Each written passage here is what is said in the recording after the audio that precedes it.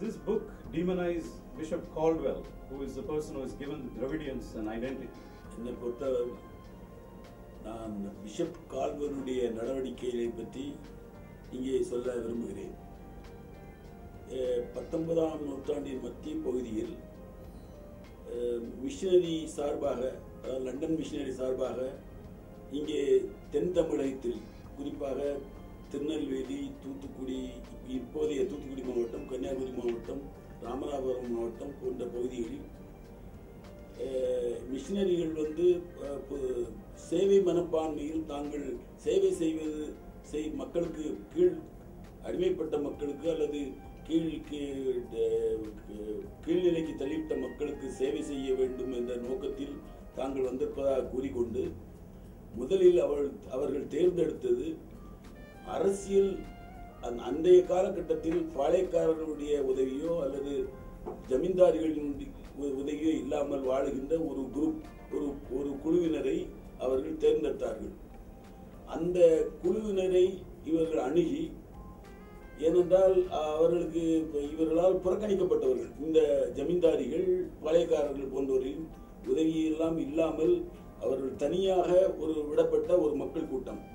அந்த பகுதிக்கு சென்று அவர்கள் ஒரு பெரிய பாரம்பரியமான வரலாற்றை பெற்றிருந்த மக்கள்.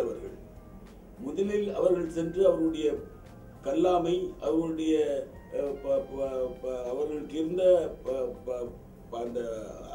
அந்த நேரத்தில் அவங்க படிக்காமல் இருந்ததுனால அந்த மக்களுடைய பலகீனங்களை பயன்படுத்தி அவங்களுக்கு இருக்கிற வரலாற்றை முதல்ல ஒழிச்சு கட்டுறதுல வேலையை செய்தார். அவர் முதல்ல என்ன ஆரம்பிக்கிறாருன்னா, இந்த திராவிட இனவாதத்தை அவர் பேசுறாரு. அது ஆரிய திராவிடங்கிறத ஒரு இனவாதத்தை முதல்ல அவர் தமிழ்நாட்டில் அவர் தான், திராவிடர்கள் தான் பூர்வீக மக்கள் என்றும் ஆரியர்கள் வெளியிருந்து வந்தவர்கள் என்றும் ஒரு விஷமத்தனமான பிரச்சாரத்தை முதல்ல ஆரம்பிச்சு வைக்கிறவரே. அதுக்கு அந்த திராவிட இயக்கத்துக்கு பிதாமகன் சொன்னாலே இந்த கால்வெல் தான். அவர் நோக்கம் இந்த மக்களை பிளவுபடுத்தி அதுல அவங்க பயனடையணுங்கிறது தான் அவருடைய நோக்கம்.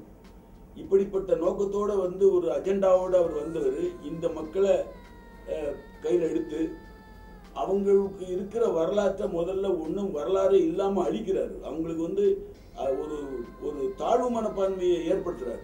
உங்களுக்கு வரலாறே கிடையாது, நீங்க அடிமை கூட்டம், நீங்க உங்களுக்கு எந்த விதமான எங்களை விட்டா உங்களுக்கு வேற வழியே இல்லை அப்படின்னு நினைக்கக்கூடிய அளவுக்கு அவங்களுடைய வரலாறு கம்ப்ளீட்டா வரலாறு இல்லைன்னு அந்த மக்கள் மத்தியில் பிரச்சாரம் செய்து அந்த மக்களை கும்பலா மதம் மாற்ற வேலையை செய்யறாரு. அந்த பணியை தான் அவர் செய்ய தவிர அவரு ஒரு நோபல் காசுக்காக செய்தாருன்னு சொல்ல முடியாது.